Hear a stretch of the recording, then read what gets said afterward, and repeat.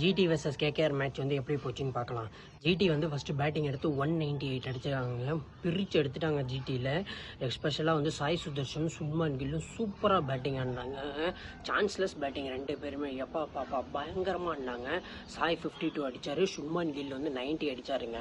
சாய் சுதர்ஷன் தான் வந்து இப்போ ஆரஞ்சு கேப் வச்சுருக்காருங்க, சூப்பராக பேட்டிங் ஆடுறாரு. சுப்மான் கில்லும் சூப்பராக பேட்டிங் ஆடுறாரு, 90 ரன் அடித்தார் சுப்மான் கில்லுங்க. அப்புறம் பார்த்தீங்கன்னா ஜாஸ் பட்லர் என்ன மாதிரி 41 ரன்னுங்க. இந்த வயசுலேயும் செம்ம பேட்டிங் ஆடுறாரு ஜாஸ் பட்லர். இப்போ பயங்கரமான டீமாக வச்சுருக்காங்க ஜிடி. இந்த வருஷத்தில் பிளே ஆஃப்னா கண்டிப்பாக குவாலிஃபைட் ஆகிடுவாங்க போல், ஏன்னா இப்போயே 12 பாயிண்ட் நேற்றையும் ஜெயிச்சிட்டாங்க.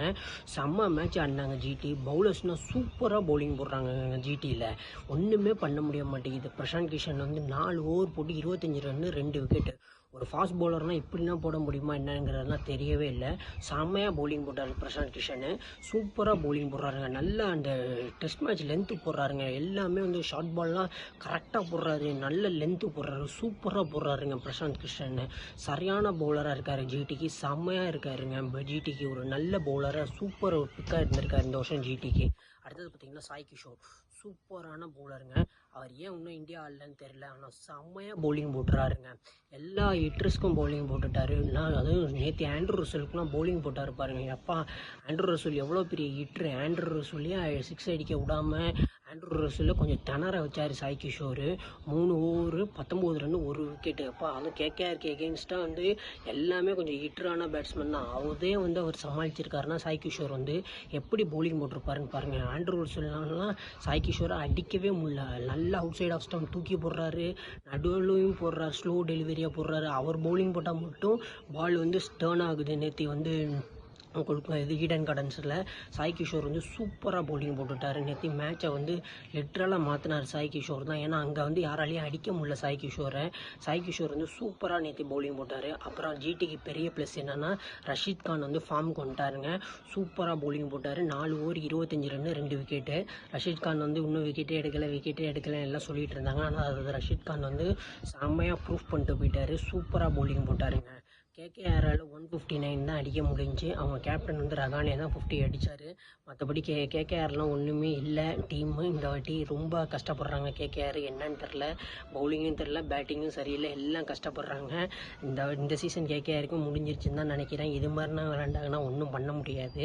அவ்வளோதான், கேகேஆருக்கு இந்த சீசன் இதோட முடிஞ்சிருச்சு. கேகேஆர்லாம் இன்னும் மட்டும்தான் வந்து ஃபைட் பண்ணி வரதுன்னா வந்து ரொம்ப கஷ்டம். கேகேஆர் வந்து இன்னும் மட்டும் வந்து இப்படின்னா எப்படி விளையாட போகிறாங்கன்னு தெரில கம்மிங் அப் சீசன். அவ்வளோதான், ஓவராலாக கேகேஆருக்கு இந்த சீசன் வந்து முடிஞ்சிருச்சுன்னு தான் நம்ம வந்து சொல்லி ஆகணுங்க.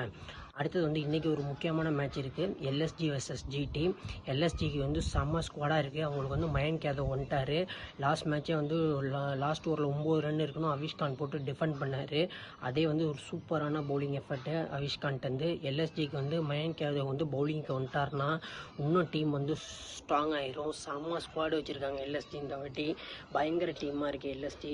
அதுவும் பேட்டிங் வந்து அப்பா 3 பேர் இருக்காங்க பாருங்கள் ஓப்பனிங்கில். அப்பாப்பா, அட்வின் மாக்ரம், மித்தன் மாஷ், நிக்லஸ் புரான். இவங்க விக்கெட்டை எடுத்தால் தான் டெல்லியால் டீம் உள்ளே வர முடியும். ஆனால் அவங்க 3 பேருமே மெயின் விக்கெட் இன்றைக்கி.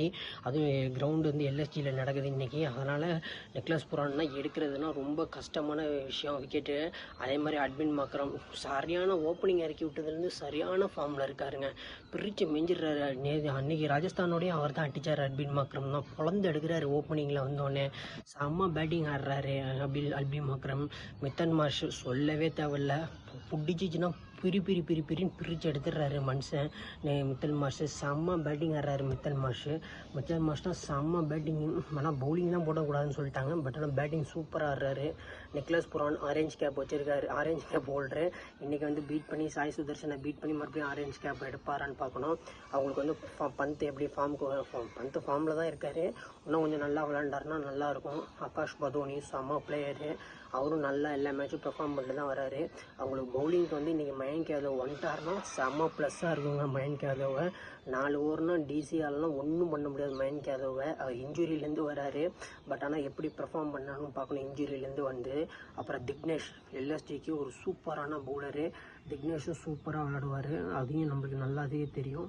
திக்னேஷும் எப்படி பெர்ஃபார்ம் திக்னேஷ் நல்லா பெர்ஃபார்ம் பண்ணிகிட்ருக்காரு. அவர் ஒரு மெயினான கண்ட்ரிபியூஷனாக இருப்பார் எல்எஸ்டிக்கு இன்றைக்கி மேட்ச்சுக்கு. எல்எஸ்டி வந்து ஓவராலாக டீம் வந்து பயங்கரமாக வச்சுருக்காங்க, பயங்கர டீமாக இருக்குது. அடுத்து வந்து டெல்லி கேபிட்டல்ஸ் டீம் பார்க்கலாம். டெல்லி கேபிட்டல்ஸ் டீம் பார்த்தீங்கன்னா லாஸ்ட் 2 மேட்சை தோத்துட்டாங்க. அவங்களுக்கு வந்து கொஞ்சம் மொமெண்டம் வந்து இதாக இருக்கும், பட் ஆனால் கண்டிப்பாக வந்து மீண்டு வந்துடுவாங்க. லாஸ்ட் மேட்ச் வந்து ஜிடியோட தோத்தாங்க, ஆனால் இந்த மேட்ச் வந்து கண்டிப்பாக ஜெயிக்கணும்னு வருவாங்க. பயங்கரமான டீமு டிசியும் ஒன்றுமே சொல்ல முடியாத டீமு. அவங்களுக்கு ஓப்பனிங் காம்பினேஷன் தான் சரியில்லை. ஜேம்ஸ் மர்கர் ஃபெயிலியர் ஆகிட்டார், ஆனால் லாஸ்ட் மேட்ச் அவர் விளையாட வைக்கல. கருண் நாயரும் அபிஷேக் புரல்லாம் ஓப்பனிங் பண்ணுறாங்க. மற்றபடி கேஎல் ராகுல் மிடில் ஆர்டரில் இருக்கார், ஸ்டப்ஸ் இருக்கார், சூப்பரான பிளேயரு. அவங்களுக்கு வந்து அக்ஷர் பட்டேல் இருக்கார், நல்ல பேட்டிங் வச்சுருக்காங்க, நல்ல பவுலிங் வச்சுருக்காங்க. டெப்த் ஓவர்ஸ் தான் சூப்பராக போடுறாரு முகேஷ் குமார், பவுலிங் சூப்பராக போடுறாரு. ஸ்டாக் வந்து கொஞ்சம் எக்ஸ்பென்சிவ் ஆகிட்டார். லாஸ்ட் மேட்சும் ஜெயிக்க வேண்டிய மேட்ச் தான், பட் ஆனால் கண்ட்ரோல் பண்ண முடியல. நல்லா பவுலிங் போட்டார் ஸ்டாக்கு. திருவாத்தி அடிச்சிட்டார் ஒரு 6 இல்லைனா அந்த மேட்சுமே வந்து கொஞ்சம் டஃப்பாக போயிருந்திருக்கும் ஜிடியோட. ஆனால் ஸ்டாக் வந்து சூப்பரான பவுலரு. முகேஷ் குமார் வச்சுருக்காங்க, அவரும் சூப்பராக பவுலிங் போடுறாரு.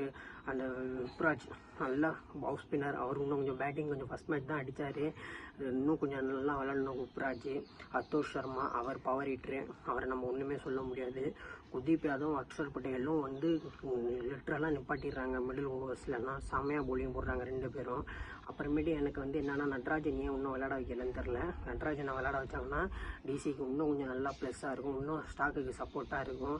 2 டெப்த் ஓவர்ஸ் போட்டாங்கன்னா சூப்பராக இருக்கும். 2 பேருமே 2 டெப்த் ஓவர்ஸில் போடுறது ஸ்டாக்கும் நட்ராஜனும்.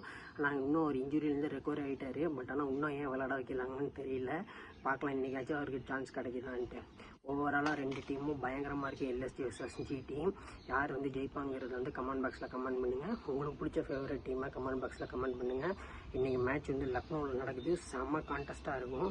ஏன்னா 2 டீமுமே வந்து டாப் 4ல் இருக்கிற டீமு. யார் ஜெயிக்கிறாங்களோ அவங்களுக்கு ஒரு நல்ல